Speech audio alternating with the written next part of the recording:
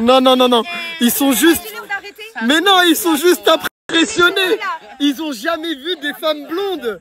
Et ils disent bienvenue à la femme blonde. Ouais, sûr.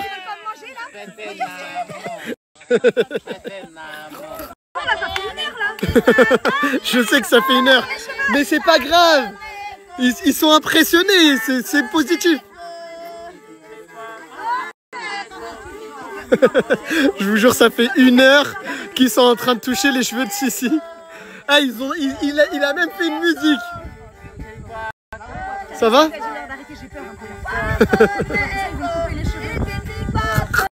Elles cuisent les racines qu'on a cueillies et elles disent qu'elles ont un meilleur goût comme ça. Et regardez comment elles les mangent. En fait, elles les mâchent. Elle les mâche et elle récupère toute l'eau qu'il y a dedans. C'est dingue. Ismo, tu as goûté? Ouais. Ismo, alors, c'est comment? C'est juteux? Ça a calmé un peu ta soif? Ouais, c'est juteux. Non mais, t'as le droit de dire la vérité. Hein. Si c'est pas assez juteux, c'est... J'ai encore plus soif, voilà. D'accord. Pendant que la tribu se régale, Inès a une autre alternative. Ils sont pas contents.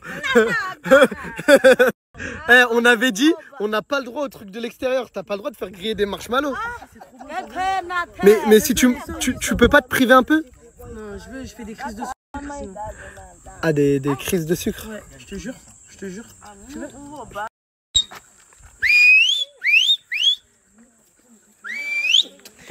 Regardez comment ils sont bien dressés, les chiens adultes. Ils attendent que les enfants mangent pour après avoir leur part. Et là, c'est au tour des adultes. Vous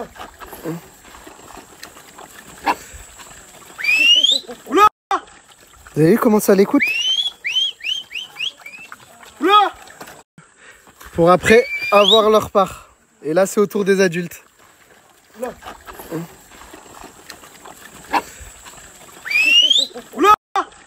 Vous avez vu comment ça l'écoute?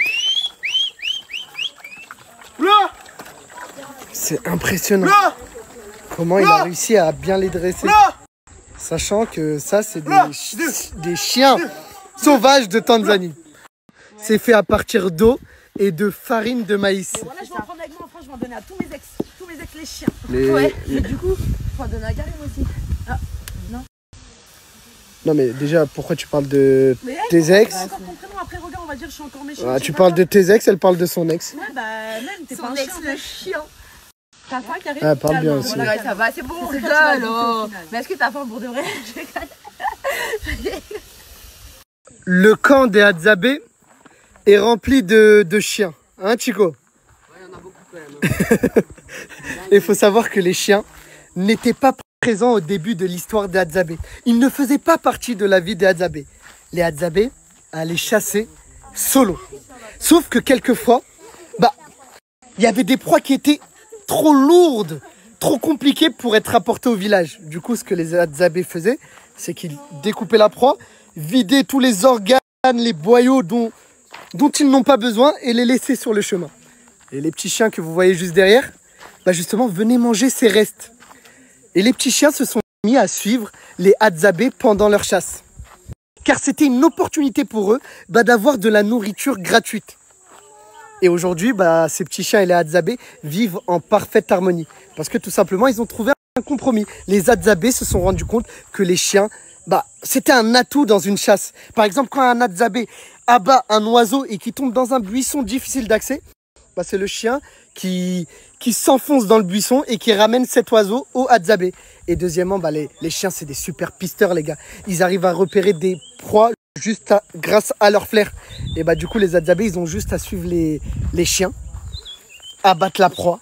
Et les chiens, eux, leur intérêt, c'est de manger justement bah, les restes de l'animal que va laisser l'Hadzabe.